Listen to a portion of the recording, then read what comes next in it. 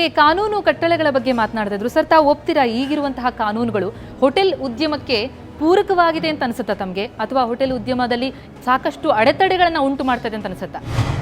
ಭಾರತೀಯ ಆಹಾರ ತಯಾರಿಕೆಯ ಪದ್ಧತಿಯೇ ಭಾಳ ವಿಶೇಷವಾಗಿದೆ. ಈ ಒಂದು ವಿಶೇಷತೆಗೆ ಅದರಲ್ಲಿ ನಮಗೆ ಯಾವುದೇ ಸ್ಕೋಪ್ ಇಲ್ಲ. ಅಂದರೆ ನೀವೀಗ ಫುಡ್ ಸೇಫ್ಟಿ ಆ್ಯಂಡ್ ಸ್ಟ್ಯಾಂಡರ್ಡ್ ಅಥವಾ ಹೈಜೀನ್ ಆ್ಯಕ್ಟ್ ಅಂತ ಕರೀತಾರೆ. ನೀವು ದೋಸೆ ಹಿಟ್ಟನ್ನು ಕೈಯಲ್ಲಿ ಮುಟ್ಟದೆ ಅಷ್ಟು ಬಿಸಿ ಇರುವ ಹಂಚಿನ ಮೇಲೆ ಹೇಗೆ ದೋಸೆ ಹಾಕ್ತೀರಿ? ಇದಕ್ಕೆ ಕಾನೂನು ಮಾಡುವವರು ಏನಾದ್ರು ತಿಳ್ಕೊಂಡಿದ್ದಾರಾ? ಮತ್ತು ನಮ್ಮಲ್ಲಿ ಮಾಡುವಂಥ ಆಹಾರವನ್ನು ನೀವು ಮುಚ್ಚಿ ಇಡಬೇಕು ಅಂತ ಹೇಳ್ತಾರೆ. ನಾವು ಕಾಫಿ ಮಾಡುವಂತಹ ಬಿಸಿ ಹಾಲನ್ನು ಮುಚ್ಚಿಡಲಿಕ್ಕೆ ಆಗ್ತದಾ? ಅಂದ್ರೆ ಈ ನೀತಿ ನಿಯಮಗಳು ಇಂಪ್ರಾಕ್ಟಿಕಲ್ ಆಗಿದೆ ನಮಗೆ ಎಸ್ಪೆಷಲಿ ಯಾಕಂತಂದ್ರೆ ಈಗ ಫಾರ್ ಎಕ್ಸಾಂಪಲ್ ನಮ್ಮಲ್ಲಿ ಕಾಫಿ ತಗೊಂಡ್ರೆ ಪ್ರಪಂಚದಲ್ಲಿ ಎಲ್ಲೇ ಕಾಫಿಗೆ ಹಾಲು ಹಾಕೊಂಡು ಕುಡಿಯೋದು ನಮ್ಮ ದೇಶದಲ್ಲಿ ಮಾತ್ರ. ಇನ್ನು ಎಲ್ಲ ಕಡೆ ಅವರು ಒಂದು ಡೈರೆಕ್ಟಾಗಿ ಬ್ಲ್ಯಾಕ್ ಕಾಫಿ ಬ್ಲ್ಯಾಕ್ ಟೀ ಅಂತ ಡಿಕಾಕ್ಷನ್ ಕುರಿತಾರೆ. ಇಲ್ಲದೇ ಇದ್ದರೆ ವೈಟ್ನರ್ ಅಂತ ಅವರಲ್ಲಿ ಒಂದು ಸಬ್ಜೆಕ್ಟ್ ಇದೆ, ಅದು ಕ್ರೀಮ್ ಬೇಸ್ಡ್ ಅಥವಾ ಪೌಡರ್ ಬೇಸ್ಡು, ಅದನ್ನು ಮಿಕ್ಸ್ ಮಾಡಿ ಕುಡಿತಾರೆ. ಇವತ್ತು ನಮಗೆ ಒಂದು ನೀವು ಏನು ಜಿರಳೆ ಕಾಕ್ರೋಚ್ ಅನ್ನೋದು ಹೈಯೆಸ್ಟ್ ಉತ್ಪತ್ತಿ ಆಗೋದು ಮ್ಯಾನ್ ಹೋಲ್ನಲ್ಲಿ. ಅದು ಮ್ಯಾನ್ ಹೋಲ್ ಮೂಲಕನೇ ನಮ್ಮ ಗಲ್ಲಿ ಟ್ರಾಪಲ್ಲಿ ನಮ್ಮ ಹೋಟೆಲ್ ಇಂಡಸ್ಟ್ರಿಗೆ ಒಳಗಡೆ ಬಂದು ಸೇರಿಕೊಳ್ಳುತ್ತೆ ರಾತ್ರಿ ಹೊತ್ತು. ಅದಕ್ಕೆ ಅವರಲ್ಲಿ there is no fumigation system for that. ನೀವು ಇವ್ರು ಏನಿವತ್ತು ವಿದೇಶಿ ನೀತಿಯ ಕಾನೂನನ್ನು ಹೇರಬೇಕಂತ ಹೊರಟಿದ್ದಾರೆ, ಆದರೆ ಅದಕ್ಕೆ ಸರ್ಕಾರ ಆಗಲಿ ಅಥವಾ ಒಂದು ಡಿಪಾರ್ಟ್ಮೆಂಟ್ ಆಗಲಿ ಏನು ಪ್ರಿಕಾಷನ್ಸ್ ತೊಗೋಬೇಕನ್ನೋದು ಅವರಲ್ಲಿಲ್ಲ. ಎಸ್, ನಾನು ಅವ್ರಿಗೆ ತರಬೇಕಾದ್ರೆ ಫಸ್ಟು ನನ್ನ ಚರಂಡಿಯಲ್ಲಿ ಜಿರಳೆ ಇರಬಾರ್ದು, ಆಮೇಲೆ ಹೋಟೆಲಲ್ಲಿ ಹೋಗಿ ನಾನು ಜಿರಳೆ ಇಲ್ಲ ಅಂತ ಕೇಳಬೇಕು ಅನ್ನೋದು ಅವರಲ್ಲಿಲ್ಲ. ಅವ್ರೀಗ ಒಂದೇ ಕಾನೂನು ಏನಂದರೆ ಹೋಟ್ಲೊಳಗೆ ಜಿರಳೆ ಇರಬಾರ್ದು. ಅಲ್ಲ ಸ್ವಾಮಿ, ಅದು ನಿಮ್ಮ ಚರಂಡಿಯಿಂದನೇ ನನಗೆ ಬರ್ತಾ ಇದೆ ಅಂದರೆ ಅದನ್ನು ಕೇಳಲ್ಲ. ನೀವು ಕ್ಲೀನಾಗಿ ಇಟ್ಕೊಳ್ರಿ, ನೀವು ಸರಿಯಾಗಿರ್ರಿ. ಆ ನೀತಿ ನಿಯಮಗಳು ಪೂರಕವಾಗಿಲ್ಲ ಅಂತಂದ್ರೆ ಯಾಕೆ ಧ್ವನಿ ಎತ್ತಿಲ್ಲ ಹೋಟೆಲ್ ಉದ್ಯಮಿಗಳಿಂದ ಅಷ್ಟು ದೊಡ್ಡ ಪ್ರಮಾಣದಲ್ಲಿ ಬದಲಾವಣೆ ಆಗೋ ಮಟ್ಟಿಗೆ? ಅಲ್ಲ, ನಾವು ಈ ಧ್ವನಿಯನ್ನು ಪ್ರತಿ ಸಲ ಎತ್ತುತ್ತೇವೆ. ನಾವು ನಮ್ಮ ಒಂದು ಅಸೋಸಿಯೇಷನ್ ಅಂತ ಮಾಡಿಕೊಂಡು ನಮ್ಮ ಕೆಲಸನೇ ಏನಂದರೆ ದಿನ ಬೆಳಿಗ್ಗೆ ಎದ್ದರೆ ಕಾಗದ ಪೆನ್ ಹಿಡ್ಕೊಳ್ಳೋದು, ಅರ್ಜಿ ಬರೆಯೋದು. ಓಕೆ, ಸ್ವದೇಶಿ ಆಹಾರಕ್ಕೆ ವಿದೇಶಿ ನೀತಿ ಸರಿಯಲ್ಲ ಅಂತ ಅನ್ನೋದು ತಮ್ಮ ಮಿತ್ರರ ವಾದ. ಹಾಗಿದ್ರೆ ತಮ್ಮ ಪ್ರಕಾರ ನೀತಿ ನಿಯಮಗಳೇ ಬೇಡವಾ? ಎಲ್ಲನೂ ಒಂದು ಸರಿಯಾಗಿ ಹೋಗಲಿಕ್ಕೆ ನೀತಿ ನಿಯಮ ಬೇಕು. ಆದರೆ ವಿದೇಶದ ನೀತಿ ನಿಯಮವನ್ನು ನಮ್ಮ ದೇಶದಲ್ಲಿ ಅಳವಡಿಸಿದ್ರೆ ಅದು ಕಷ್ಟ ಆಗುತ್ತೆ. ಈ ವಿದೇಶ ನೀತಿ ಏನಿದೆ ಅಂದರೆ ಪಿಜ್ಜಾ ಬರ್ಗರ್ಗೆ ಅನುಕೂಲವಾಗಿರುತ್ತದೆ. ಅದೇ ವಿದೇಶ ನೀತಿನ ನಮ್ಮ ಇಡ್ಲಿ ವಡೆಗೆ ಹೇರಲಿಕ್ಕೆ ಆಗೋದಿಲ್ಲ. ಈಗ ಜಿರಳೆ ಅನ್ನೋದು ಒಂದು ಊಟದಲ್ಲಿ ಸಿಕ್ಕಿದ್ರೆ ಅದು ಮಹಾಪರಾಧ. ಅದೇ ನಮ್ಮ ಈಸ್ಟರ್ನ್ ದೇಶಗಳು, for example China, Indonesia, Bangkok, ಅಲ್ಲೆಲ್ಲ ಹೋದರೆ ಜಿರಳೆನೂ ತಿಂತಾರೆ, ಇಲಿ ಕೂಡ ತಿಂತಾರೆ. ಸುಮಾರು ಕೆಲವೆಲ್ಲ ನಾವು ಏನು ಭಯ ಬೀಳ್ತೀವೋ ಅದನ್ನೆಲ್ಲ ಅವರು ಆಹಾರ ರೂಪದಲ್ಲೇ ತಗೊಳ್ತಾರೆ. ಓಕೆ, ಅಲ್ಲಿ ಆಹಾರ ರೂಪದಲ್ಲಿ ತಗೊಳ್ತಾರೆ, ಇಲ್ಲ ಆಹಾರದಲ್ಲಿ ಸಿಕ್ಕರೆ ಫ್ರೀಯಾಗಿ ಬಿಡುತ್ತೆ ಬಿಡಿ, ಫ್ರೀಯಾಗಿ ತಿನ್ನಿ ಅಂತೀರಾಗಿದ್ರೆ.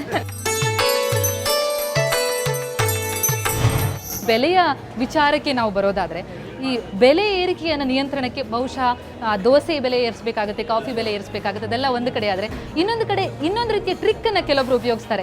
ಅದರ ಗಾತ್ರದಲ್ಲಿ ಕಡಿಮೆ ಮಾಡುವಂಥದ್ದು, ದೋಸೆ ಗಾತ್ರದಲ್ಲಿ ಇರ್ಬೋದು ಅಥವಾ ಪಲಾವ್ನ ಸೈಜ್ನಲ್ಲಿ ಇರ್ಬೋದು. ಒಂದು ಕಪ್ ಪಲಾವ್ ಅಂದರೆ ಆ ಕಪ್ಪೇ ಬದಲಾಗುತ್ತೆ. ಸೊ ಆ ಮಟ್ಟಿಗೆ ಯಾವ್ಯಾವ ರೀತಿಯ ಟ್ರಿಕ್ಸ್ಗಳನ್ನು ಉಪಯೋಗಿಸುವಂಥ ಅನಿವಾರ್ಯತೆ ಈಗ ಹೋಟೆಲ್ ಉದ್ಯಮಕ್ಕೆ ಬಂದಿದೆ ಅಂತ ಅನಿಸುತ್ತೆ ತಮಗೆ? ನಿಮ್ಮ ಬೇರೆ ಎಲ್ಲ ಇನ್ಫ್ಲೇಷನ್ಗಳನ್ನ ಕಂಪೇರ್ ಮಾಡಿದರೆ ಲಾಸ್ಟ್ 2 ಇಯರ್ಸ್ನಲ್ಲಿ food inflation is the highest inflation. ನಮಗೆ ಎಲ್ಲ ರೇಟ್ಗಳನ್ನು ಏರಿಸುವ ಅನಿವಾರ್ಯತೆ ಇದೆ. ಹಾಗಂತ ನಮಗೆ ನಾವು ಮೆನುವನ್ನು ಸೆಟ್ ಮಾಡಿರ್ತೀವಿ, ಆ ಮೆನುನ ಎವ್ರಿ ಡೇ ಓವರ್ನೈಟು ಚೇಂಜ್ ಮಾಡಲಿಕ್ಕೆ ಆಗೋದಿಲ್ಲ. ವಿದೇಶಿ ನೀತಿಗಳ ಬಗ್ಗೆ ನಿಮ್ಮ ಸ್ನೇಹಿತರು ಮಾತಾಡ್ತಿದ್ರು, ಜೊತೆಗೆ ವಿದೇಶಿ ಕಂಪನಿಗಳ ಹಾವಳಿ. ಆ ಹಾವಳಿಯಿಂದಾಗಿ ಈಗಿನ ಉದ್ಯಮಕ್ಕೆ, ಹೋಟೆಲ್ ಉದ್ಯಮಕ್ಕೆ ಹೊಡೆತ ಬಿದ್ದಿದೆ ಅಂತ ಅನ್ಸುತ್ತಾ? ವಿದೇಶ ಕಂಪನಿಯಿಂದ ಮುಂದಕ್ಕೆ ಹೊಡೆತ ಬೀಳೋದು ತುಂಬ ಚಾನ್ಸಸ್ ಇದೆ.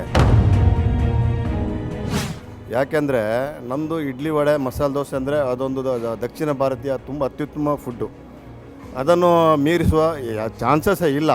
ಆದರೂ ಈಗ ಹೊಸ ಜನ್ರೇಷನ್ ಏನಂದರೆ ಬರೀ ಪಿಜ್ಜಾ ಬರ್ಗರ್ಗೆ ಎಲ್ಲೋ ಹೋಗಿ ಹೋಟ್ಲ್ ಹೋಗಿ ಫಸ್ಟಿಗೆ ಕೇಳೋದವರು ಪಿಜ್ಜಾ ಇದೆ ಬರ್ಗರ್ ಇದೆ ಕೇಳ್ತಾರೆ. ನಮಗೆ ಆಲ್ರೆಡಿ 29 ಡಿಪಾರ್ಟ್ಮೆಂಟ್ಗಳು ನಮಗಿದೆ.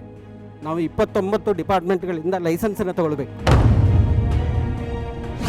ಅವರು ಹೇಳಿದ ಹಾಗೆ ಅವರ ಮಾರ್ಗದರ್ಶನದೊಂದಿಗೆ ಮತ್ತು ಅವರು ಕೊಟ್ಟಿರುವಂತಹ ಮಾನದಂಡವನ್ನು ಉಪಯೋಗಿಸಿಕೊಂಡು ನಾವು ಹೋಟ್ಲ್ ಇಂಡಸ್ಟ್ರಿಯನ್ನು ನಡೆಸಬೇಕು. ಅದರ ಒಂದಿಗೆ ನಮ್ಮ ದಿನನಿತ್ಯ ಸಾವಿರಾರು ಸಮಸ್ಯೆಗಳಿವೆ. ಅನ್ನಕ್ಕೆ 14.5%, 4%ಇಂದ 14.5%ವರೆಗೂ ಟ್ಯಾಕ್ಸ್ ಇದೆ. ಅದೇ ಚಿನ್ನಕ್ಕೆ 2% ಟ್ಯಾಕ್ಸ್ ಇದೆ. ಚಿನ್ನ ದಿನನಿತ್ಯ ತಿನ್ನಲಿಕ್ಕೆ ಆಗೋದಿಲ್ಲ, ಅನ್ನ ಪ್ರತಿದಿನ ಬೇಕು ಅವನಿಗೆ. ಸಾಕಷ್ಟು ಹೋಟೆಲ್ಗಳಲ್ಲಿ ರಾತ್ರಿಯ ಸಮಯದಲ್ಲಿ ಡಿನ್ನರ್ಗೆ ದಕ್ಷಿಣ ಭಾರತೀಯ ಅಡುಗೆಗಳು ಕಾಣದೇ ಇಲ್ಲ, ಮಿಸ್ ಆಗಿಬಿಡ್ತವೆ ಅಂತ ಅಂತಾರೆ. ಏನಂತೀರ ಅದಕ್ಕೆ?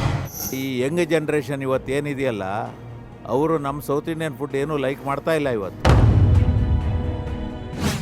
ನಮ್ಮ ಇಡ್ಲಿ ವಡೆ ಸಾಂಬಾರಾಗಲಿ, ಮಸಾಲೆ ದೋಸೆ ಆಗಲಿ, ಅಥವಾ ರೈಸ್ ಬಾತ್ ಆಗಲಿ, ಸೌತ್ ಇಂಡಿಯನ್ ಊಟ ಇದು ಯಾವುದನ್ನು ಅವ್ರು ಲೈಕ್ ಮಾಡ್ತಾ ಇಲ್ಲ. ಬಟ್ ನಾವೆಲ್ಲರೂ ಅದನ್ನೇ ದಿನ ತಿನ್ನೋದು ಸರ್. ಹೌದು, ಆದರೆ ಇವತ್ತು ಹೆಚ್ಚಿನವರು ಹಾಂ, ನೀವು ತಿನ್ಬೋದು, ಆರೋಗ್ಯದ ದೃಷ್ಟಿಯಿಂದ ತಿಳ್ಕೊಂಡಿದ್ದೀರಿ. ನಾವು ನಾರ್ತ್ ಇಂಡಿಯನ್ ಫುಡ್ಡು ಅಥವಾ ಬೇರೆ ಫುಡ್ಡು ಆರೋಗ್ಯಕ್ಕೆ ಹಾನಿಕರ ಅಂತ ನಾವು ಹೇಳ್ತಾ ಇಲ್ಲ.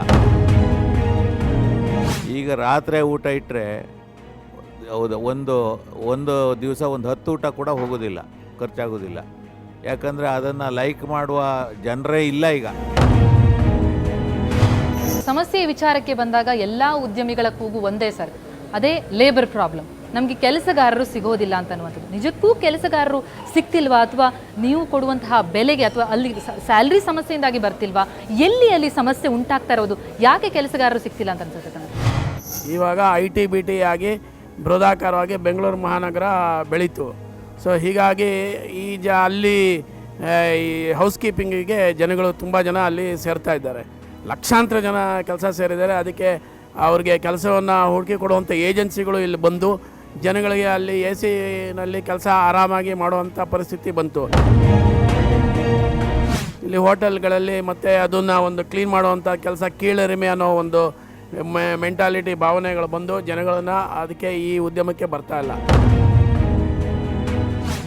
ಊಟ ಮಾಡಿ ಹೋಗುವಾಗ ನಾವೀಗ 40 ರೂಪಾಯಿ 50 ರೂಪಾಯಿ ತೊಗೊಳ್ತೀವಿ ಒಂದು ಫುಡ್ಗೆ, ಒಂದು ಮಿನಿ ಮೀಲ್ಸ್ಗೆ. ಅಲ್ಲಿ ಕೊಡುವಂಥ ವೆರೈಟೀಸ್ಗಳು ಅವರು ತಿಂದು ಹೋಗುವಾಗ ನಮಗೊಂದು ಬ್ಲೆಸ್ಸಿಂಗ್ಸ್ ಮಾಡಿ ಹೋಗ್ತಾರೆ. ನಿಮ್ಮ ಊಟ ತುಂಬ ಚೆನ್ನಾಗಿದೆ, ಇದನ್ನೇ ನೀವು ಮೇಂಟೈನ್ ಮಾಡಿ ಅನ್ನುವಂತಹ ಸರ್ಟಿಫಿಕೇಟ್ಸು ಇತ್ತೀಚಿನ ದಿನಗಳಲ್ಲಿ ಜಾಸ್ತಿ ಬರ್ತಾ ಇದೆ. ಮತ್ತು ಅವರು ಕೊಡುವಂತಹ ಹಣಕ್ಕೆ ಸರಿಯಾದ ಸರಿತೂಕದ ಪದಾರ್ಥವನ್ನು ನಾವು ಕೊಡ್ತೀವಿ ಅನ್ನುವಂಥ ನೆಮ್ಮದಿ ಕೂಡ ನಮಗಿದೆ.